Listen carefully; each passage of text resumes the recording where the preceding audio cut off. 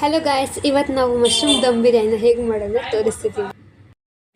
So first ನಾವು ಜಾರಲ್ಲಿ ಆನಿಯನ್ಸ್ನ ಹಾಕ್ತಿದ್ದೀನಿ, ಅದರ ಜೊತೆಗೆ ಟೊಮ್ಯಾಟೋಸ್ನ ಹಾಕ್ತಿದ್ದೀನಿ, ಪುದೀನ, ಪಾಲಕ್ ಮತ್ತು ಕೊತ್ತಂಬರಿ ಎಲ್ಲ ಹಾಕ್ತಿದ್ದೀನಿ ಗ್ರೈಂಡ್ ಮಾಡೋಕ್ಕೆ, ಕೊತ್ತಂಬರಿ ಕೂಡ.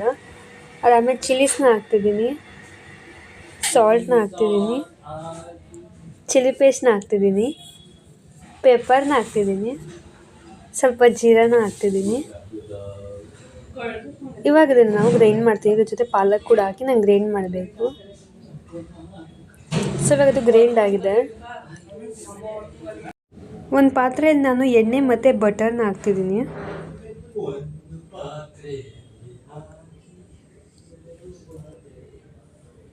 ಅದೇ ನಾನು ಪಲಾವ್ ಎಲೆ ಹಾಕ್ತಿದ್ದೀನಿ.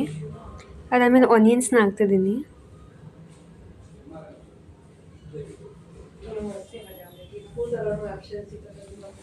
ಇದನ್ನ ನಾನು ಬ್ರೌನ್ ಶೇಡ್ವರೆಗೂ ಮಿಕ್ಸ್ ಮಾಡ್ಕೊತಿದ್ದೀನಿ. ಇವಾಗ ಒಂದು ಬೌಲಲ್ಲಿ ಚಿಲ್ಲಿ ಪೌಡರ್ನ ಹಾಕ್ತಿದ್ದೀನಿ, ಸ್ವಲ್ಪ ಸಾಲ್ಟ್ನ ಮತ್ತೆ ಆ್ಯಡ್ ಮಾಡ್ತಿದ್ದೀನಿ. ಅದಾದಮೇಲೆ ಗರಂ ಮಸಾಲ ಮತ್ತು ಎಕ್ಸ್ಟ್ರಾ ಸ್ಪೈಸಸ್ ಏನೇನು ಹಾಕ್ತೀವೋ ಅದೆಲ್ಲ ಸ್ಪೈಸಸ್ನ ಆ್ಯಡ್ ಮಾಡಬೇಕು. ಇವಾಗ ಕಸ್ತೂರಿ ಮೆಂತ್ಯ ಹಾಕ್ತಿದ್ದೀನಿ. ಇವಾಗ ನಾನು ಮಿಕ್ಸ್ ಮಾಡ್ಕೊತಿದ್ದೀನಿ.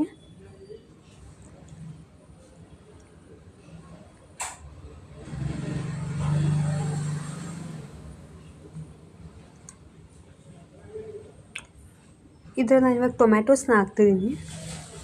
ಒಂದು 5 ಮಿನಿಟ್ಸ್ನ ಕುಕ್ ಮಾಡ್ತಿದ್ದೀನಿ. ಇದಾದಮೇಲೆ ಮಸಾಲಾಸ್ನ ಹಾಕ್ತಿದ್ದೀನಿ. ಅದಾದಮೇಲೆ ಗ್ರೈಂಡ್ ಮಾಡ್ಕೊಂಡು ಇಟ್ಕೊಂಡಿರೋ ಮಸಾಲಾಸ್ನ ಆ್ಯಡ್ ಮಾಡ್ತಿದ್ದೀನಿ. ಇವಾಗ ಇದರಲ್ಲಿ ನಾನು ಬಾಸ್ಮತಿ ರೈಸ್ನ ಆ್ಯಡ್ ಮಾಡ್ತಿದ್ದೀನಿ. ಇವಾಗ ನಾನು ಸ್ವಲ್ಪ ಮಶ್ರೂಮ್ಸ್ನ ಆ್ಯಡ್ ಮಾಡ್ತಿದ್ದೀನಿ.